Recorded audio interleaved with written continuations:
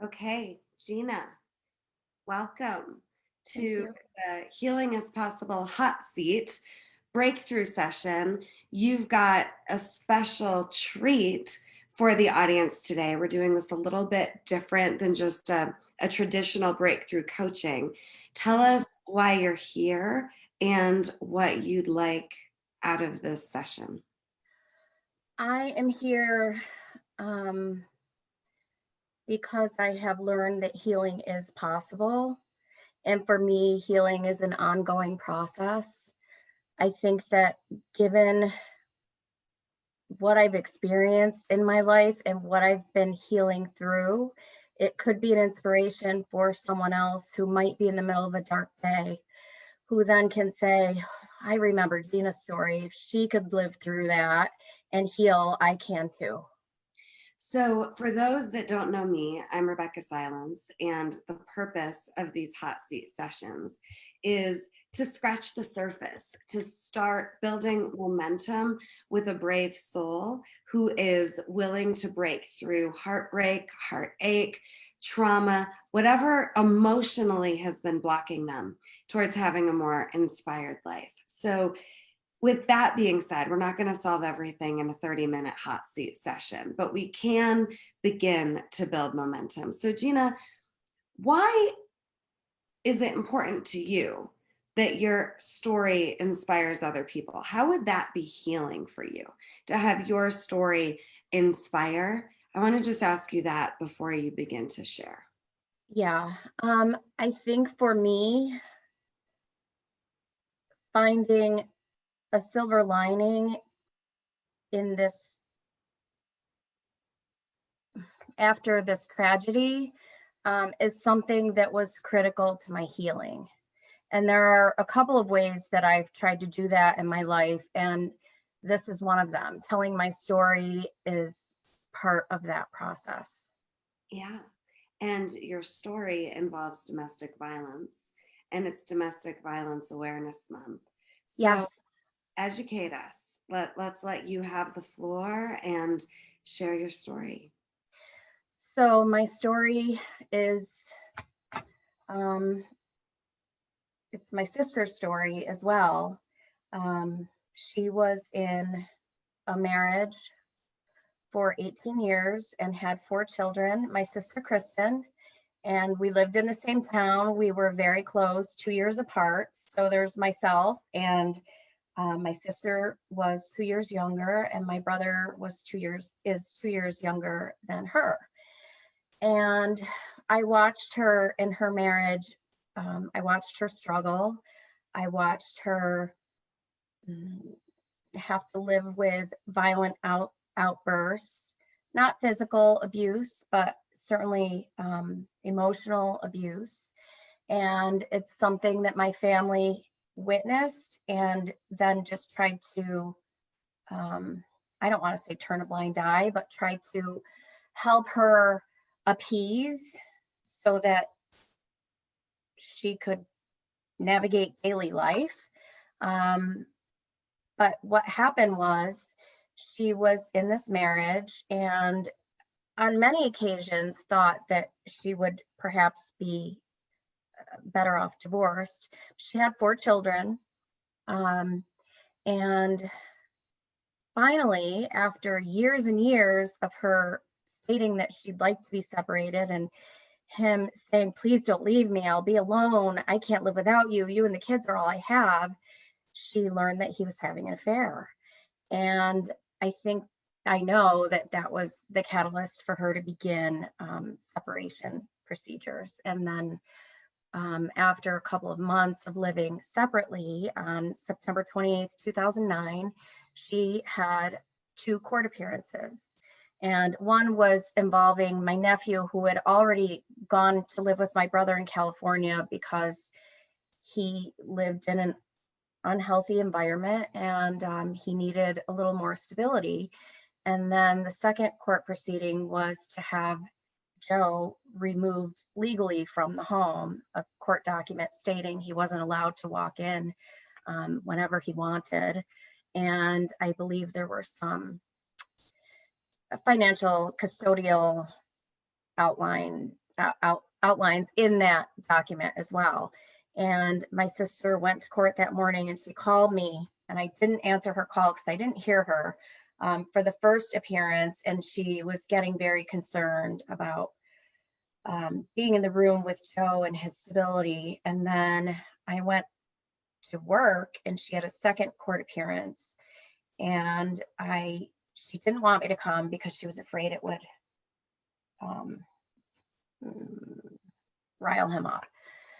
And so she finished the court proceeding, and I spoke with her at about, I don't know, 2:00, and she was heading home, and she wanted to buy concert tickets for her youngest, who was 8 at the time. Her children were then 15. My nephew was 18, and the 3 kids at home were 15, 12, and 8.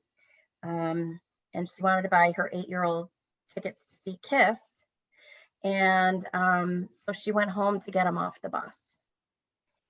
And from the time that I last spoke with her, between then and when Jared got off the bus, Joe came into the house and he killed her and he killed himself.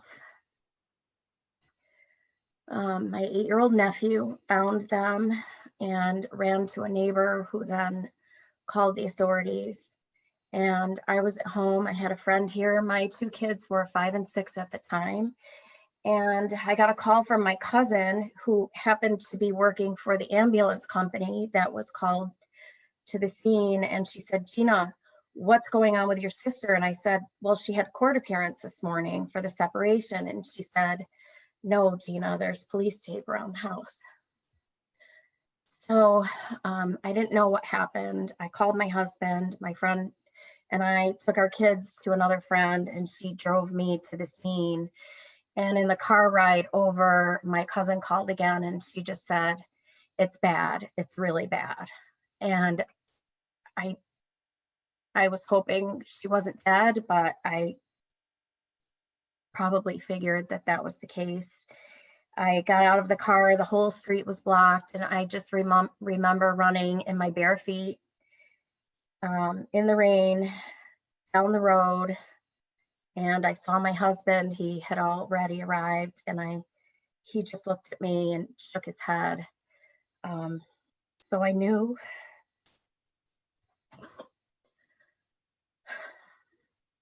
at that moment that he had killed her, although it took a while to really understand all of the details.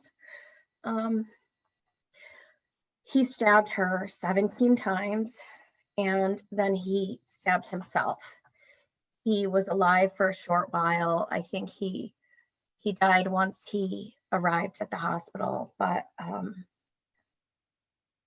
their son found them both in the house. And I just remember sitting in my dad's car. My father was there with his wife, just thinking, this can't be real. This can't be real. This isn't happening in my life. I have a normal life. This doesn't happen. It happens in movies. It doesn't happen to us. And then I had to go to my mom's house and tell her what happened. So what followed was her kids immediately came, and they moved in with my husband, Steve, and my 2 kids, and they lived with us from there on. And as the days unfolded, it's a lot of it is a fog. I cried a lot. We had visitors in the house just for days and days, and people coming and people grieving together. And it took a lot of processing. And it was months and months before really, I would say, the fog lifted. Gina.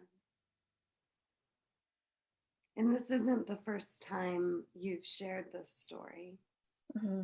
But what's happening today as you're sharing this story? What are you feeling? What do you want people to know about healing, about domestic violence?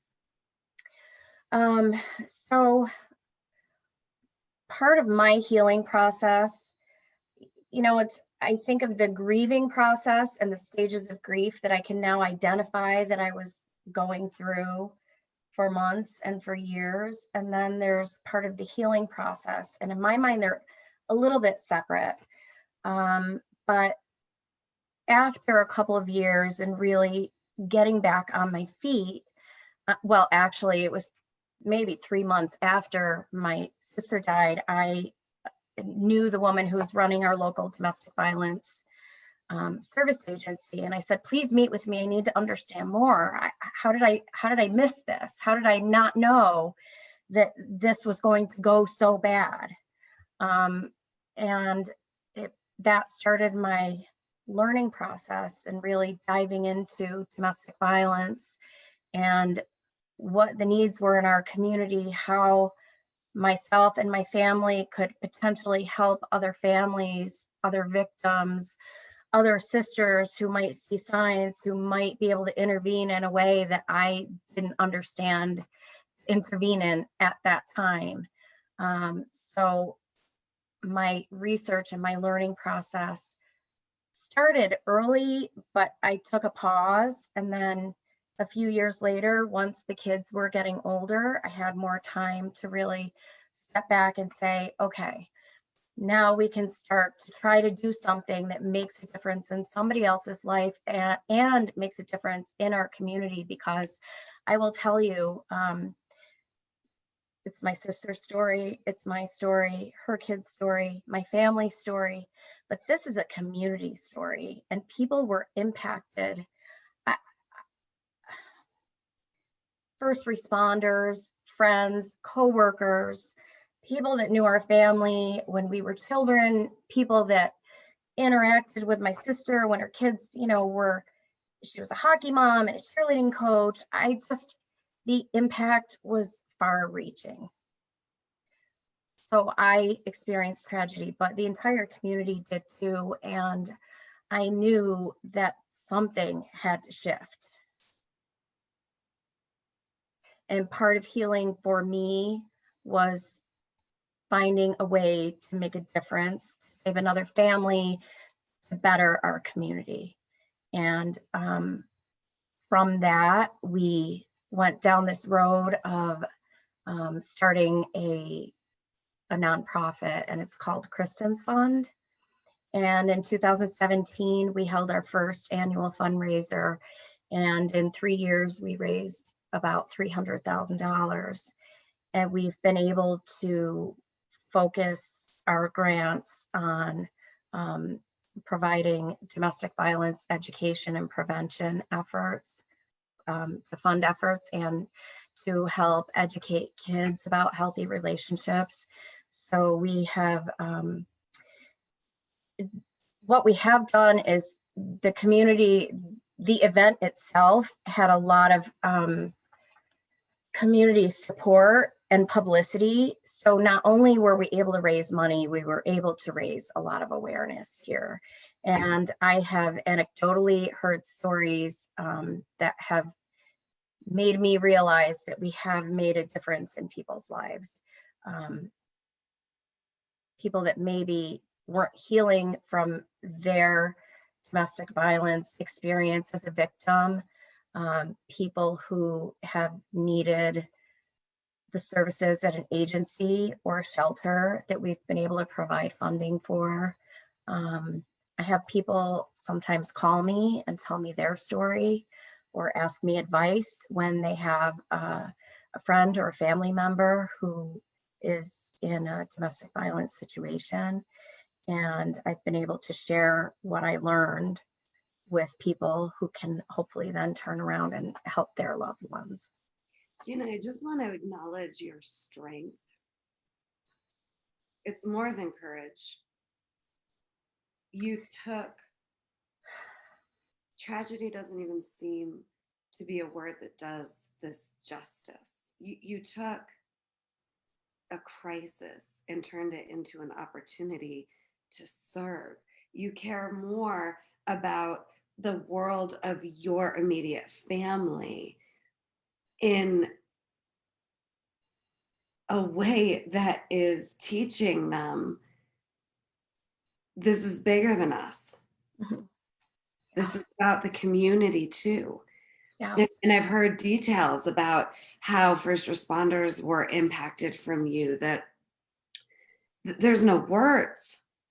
Mhm. How committed to service were you before your sister's death? Because now you're an integrative holistic coach. I mean, Yes. you've devoted, since I've known you, which is a few years now, your life to learning how to lead and serve. And what was your relationship to service before you lost your sister?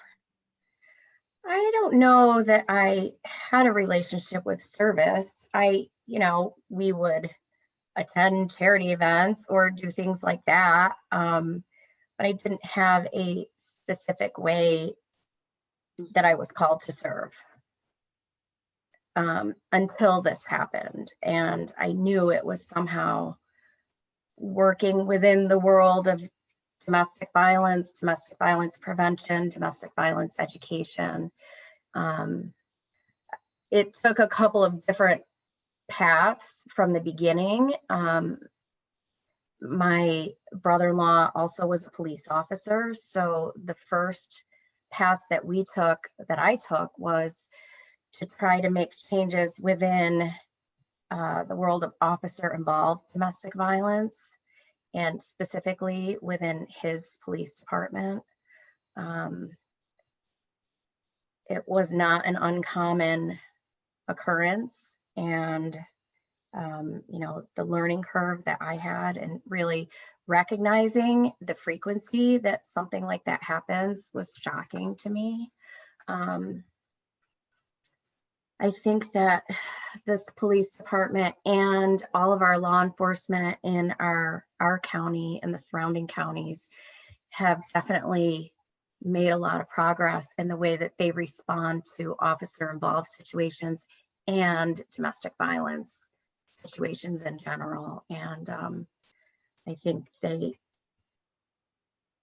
maybe they were forced to respond better because of that, but I do believe that people's lives have been changed and made better because of our community's education after this tragedy. And your courage to lead. I mean, you weren't forced, right, to do better as a result of this, but it's almost like you were unwilling not to.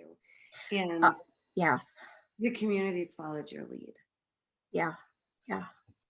I mean, I remember when I met with Natalie, she was the executive director at our YWCA, and it was months later, and I said, hey, we have to do something. What do we do? What do I do? What do I do? And she said, Gina, slow down. You have 5 kids at home. Take care of the kids, take care of yourself. When the time is right, we'll regroup. And, we would meet, and I'd say, is it time yet? Is it time yet? And finally it was time. And I knew it was the right time. And how did you know? I think part of grief for me, the denial stage, was staying busy all the time and raising the kids and doing things and trying to act normal. And so I went through that for a long time.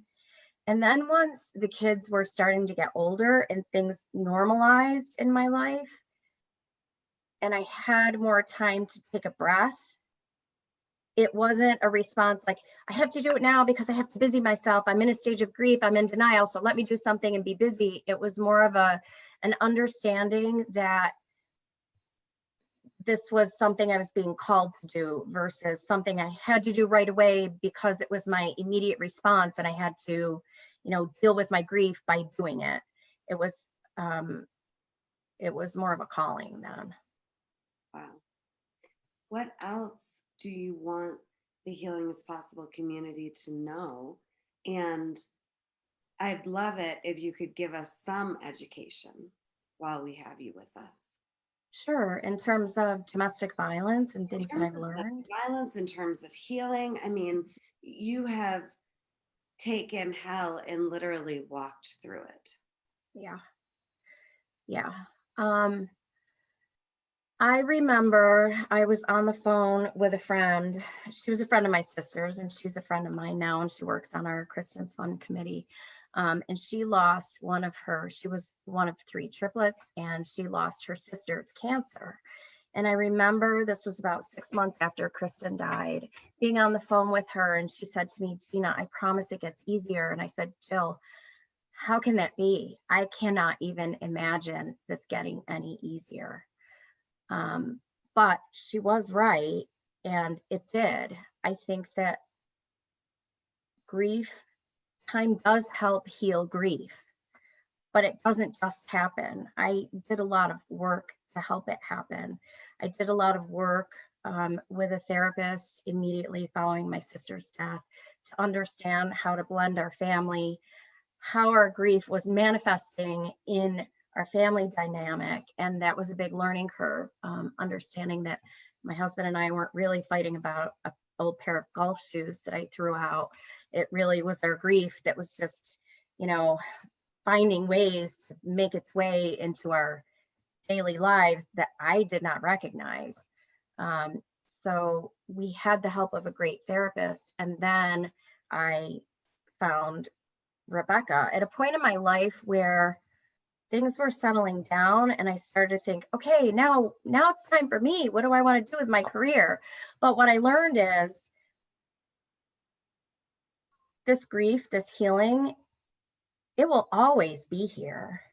So grief, I used to think of as this enemy that I wanted to keep at bay and keep it away. You were here, you infiltrated my life, now go. I don't want to see you anymore. I don't want you in my daily life. And so I pushed it away. And what I've learned is that I guess I can think of grief in terms of, I don't want to say a constant companion. I don't walk around day to day being sad. I have a happy, very fulfilled life, but it's always there. So I'm not afraid of it anymore. I've learned to live with it and let it be part of my life when it's, I don't want to say appropriate, but when it feels right, and not be afraid of it. And that came with time, that came with work, that came through my work with Rebeccah and my work at Legacy Training International. It was a deep dive into my own healing. And I know now that it's something that will just be a constant in my life. And that's so powerful. What you're saying, my heart is just with you. What about domestic violence education in our final? Domestic violence education. I learned that when you're that close, you tend to rationalize, make it normal, appease. We probably should have been very much more concerned the day of Kristen's court appearance. One of the things that I learned is that there are 3 huge red flags when someone has already a tendency to be abusive, or, in many cases, much more physically violent than what my sister ever experienced. Divorce, loss of a job, which Joe had 2 of those had occurred in his life in the weeks prior to. And I can't remember the third. Those are huge red flags. And those are times when, if someone is in any sort of abusive relationship and that person loses control, that's when you should definitely take more precautions.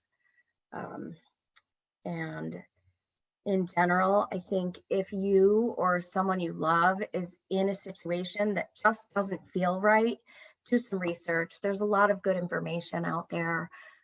Understanding what a victim needs, first and foremost, is critical, because the tendency is to say, just leave him, get away. Why are you doing this to yourself? You're compounding the issue by making the victim feel like they're doing something wrong when the abuser is already doing that all the time. So I guess the best advice I could give to somebody is, if you feel like something's not right in your own relationship with someone you love, there are a lot of good resources out there, but definitely stay safe and do some research and find out what the red flags are, what the signs are that you're in an abusive relationship. A lot of times people don't even recognize it.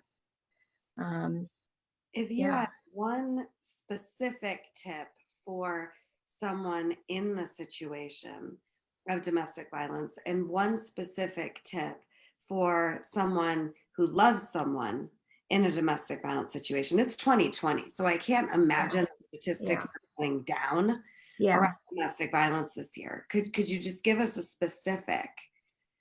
Um, if if someone believes they are in an abusive relationship, find a way to get support, whether it be um, from friends or family, or oftentimes an abuser will seclude the person that they're abusing, and they find they don't have anyone to turn to. There is a domestic violence service provider in every county. At least I know here there are named providers in our counties.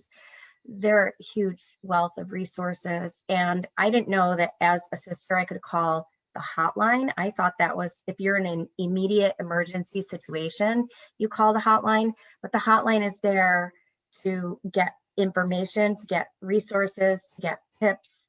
Um, they'll listen, even if you're a loved one of somebody who's experiencing that.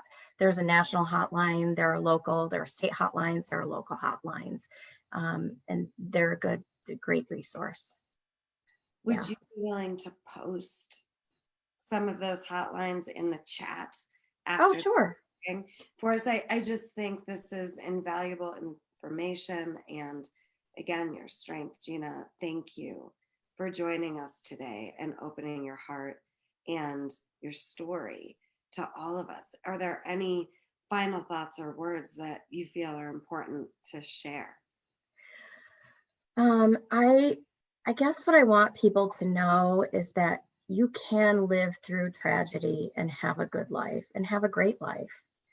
I have learned that gratitude and appreciating what I have on a daily basis makes a world of difference. And I've learned to just appreciate my family, my friends, my support system, my life in a way that I never would have before.